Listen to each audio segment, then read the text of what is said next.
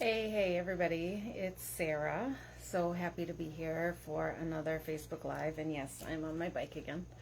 I hope everyone's having a great week and enjoying watching the Olympics. That's been really fun for us and my family.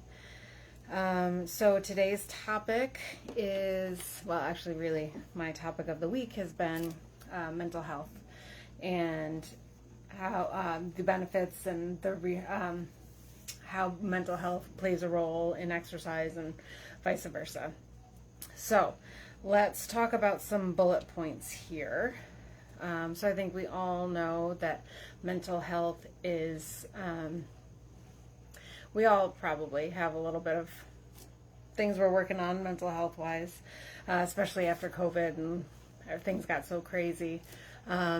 So let's talk about some of the benefits. I think we all know that exercise is a mood booster.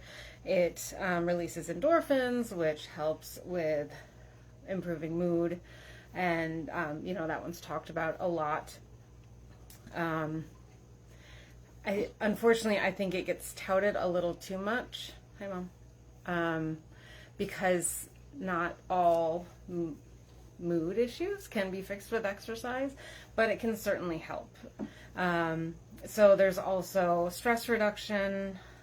It helps with the hormone release and promoting relaxation and overall well-being, which obviously is a huge benefit. And also just like punching and kicking and lifting up heavy things and running. I mean, how awesome is that when you're feeling stressed and like, oh my gosh, I am so irritated with my boss, and you just, jump around for a little bit or lift up heavy things, and it always makes you feel better, right?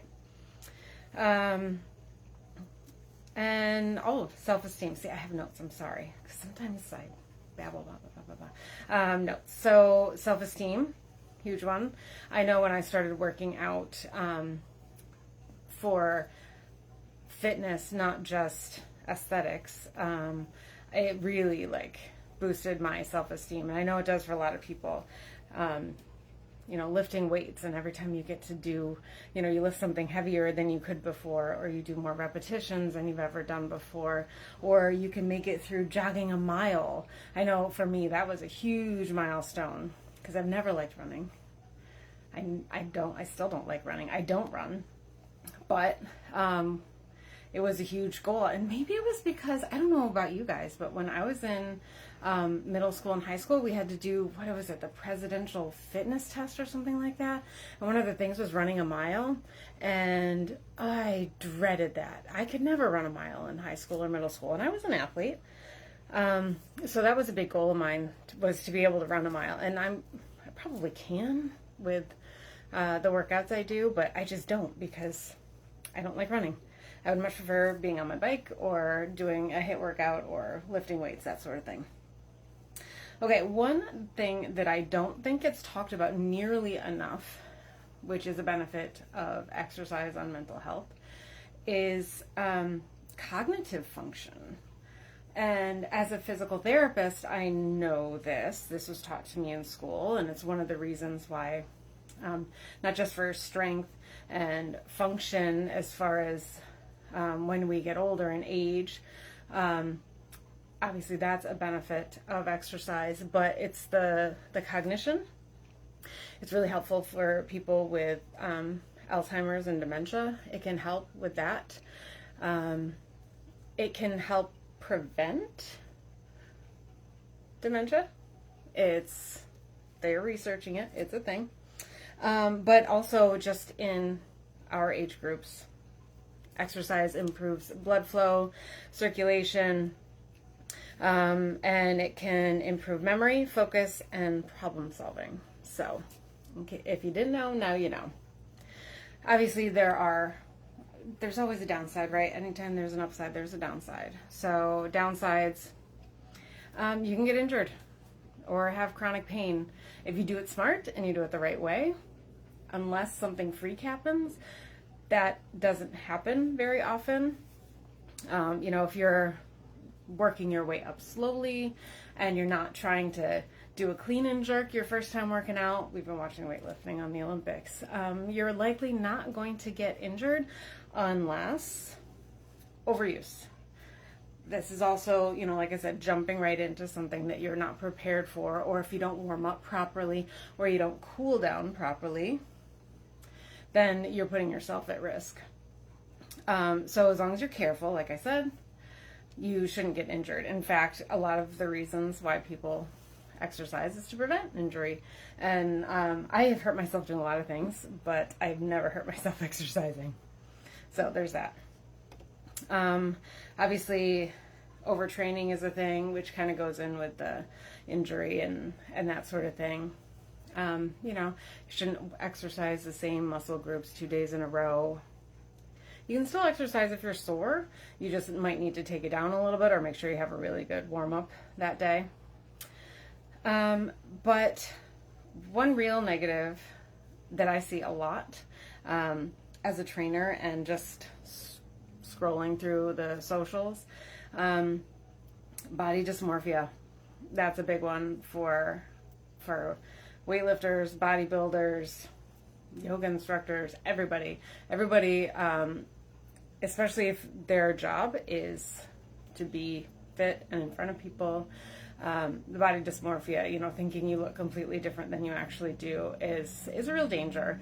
We all have fat days, we all have skinny days, but when you're standing in front of someone trying to instruct them on how to do a deadlift, and you're not having a great day, you're gonna feel like, oh my gosh, why am I even doing this? I look terrible today, and that, meanwhile, the person you're teaching thinks you're greatest thing since sliced bread. So that definitely needs to be watched out for. And also disordered eating, skipping meals because you want to, lose that last 5 pounds, binge eating, and then trying to make up for it with skipping meals. A lot of the diets out there are actually not great for eating and maintaining an appropriate diet, because you need vitamins and minerals. Like, you can't get that necessarily with keto or a carnivore diet if you don't have the proper vegetables and fruits. And then it gets to like, oh my gosh, there's a piece of salad on my plate and I'm keto and I can't eat that, or oh my gosh, rice, what am I going to do? It's one of the reasons why I really talk about moderation and not restricting something completely. If you love a glass of wine on Friday nights, we can figure that out into your plan. One glass of wine is not going to ruin your health goals. So that is something that definitely needs to be watched out for when you start getting into exercise and that sort of thing. But I think that in general, the benefits of exercise on mental health really outweigh the cons, especially if you're paying attention and you have a supportive family and you're not going down the rabbit hole, if you will. I know for me personally, if I can't start my day with a workout, I get really cranky. In fact, for like a month in the beginning of the year, I had my whole schedule switched around and I wasn't working out first thing in the morning. And let me tell you how cranky I was. Very, very cranky. So I wound up rearranging everything, getting up earlier so that I could get at least a half an hour in before going to work, before getting my kids to school. And that half an hour made all the difference for me. I felt more energetic. I was more alert. I had a better mood. I didn't feel bloated. It was weird for that month. I was like, oh my God, I feel so yucky. And I was working out in the afternoon, But I think just not, starting my day, moving my body, it was really rough. So I rearranged. I get up a little earlier now and I get my workouts in, and I'm a much happier person. So I would love to hear in the comments when you guys watch this on replay what some of the things you found have improved mental health wise with your workouts. Confidence, self-esteem, mood, less stress. Oh, I didn't even mention sleep. Improved sleep is a huge benefit.